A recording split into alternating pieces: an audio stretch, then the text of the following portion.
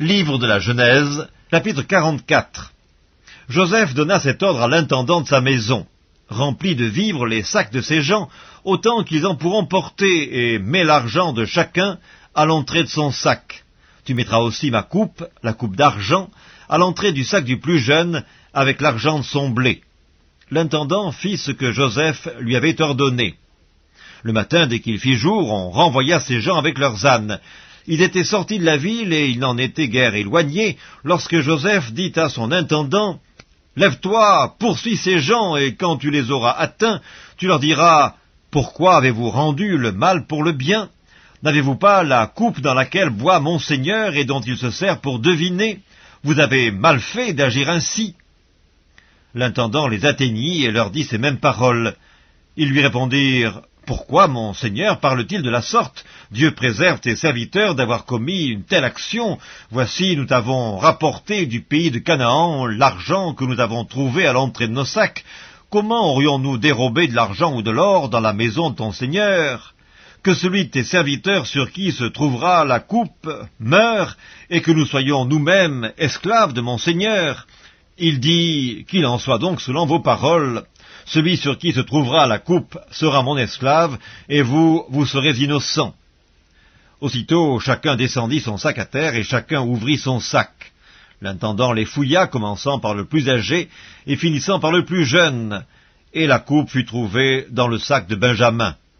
Ils déchirèrent leurs vêtements, chacun rechargea son âne, ils retournèrent à la ville. Judas et ses frères arrivèrent à la maison de Joseph, où il était encore, ils se prosternèrent en terre devant lui. Joseph leur dit, « Quelle action avez-vous faite? Ne savez-vous pas qu'un homme comme moi a le pouvoir de deviner ?» Judas répondit, « Que dirons-nous à mon Seigneur? Comment parlerons-nous? Comment nous justifierons-nous? Dieu a trouvé l'iniquité de tes serviteurs.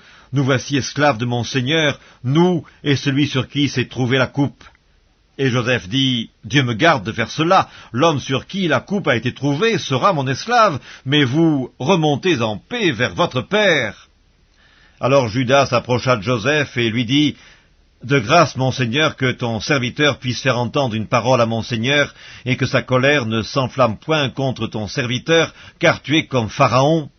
Mon Seigneur a interrogé ses serviteurs en disant, « Avez-vous un père ou un frère ?»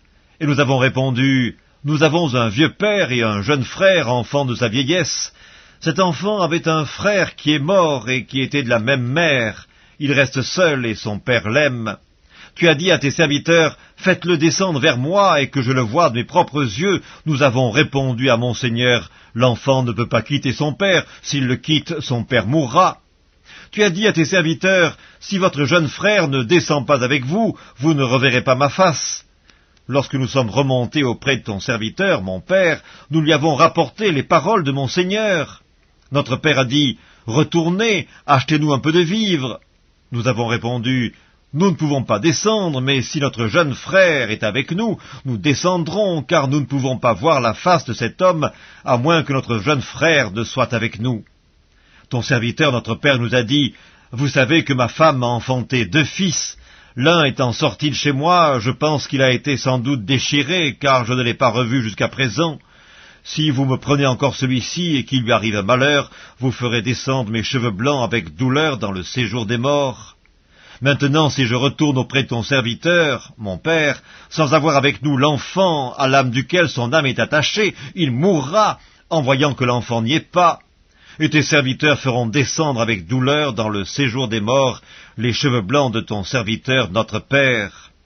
Car ton serviteur a répondu pour l'enfant en disant à mon père, « Si je ne le ramène pas auprès de toi, je serai pour toujours coupable envers mon père. Permets donc, je te prie, à ton serviteur de rester à la place de l'enfant comme esclave de mon Seigneur, et que l'enfant remonte avec ses frères. Comment pourrais-je remonter vers mon père si l'enfant n'est pas avec moi? Ah, que je ne vois point l'affliction de mon père !»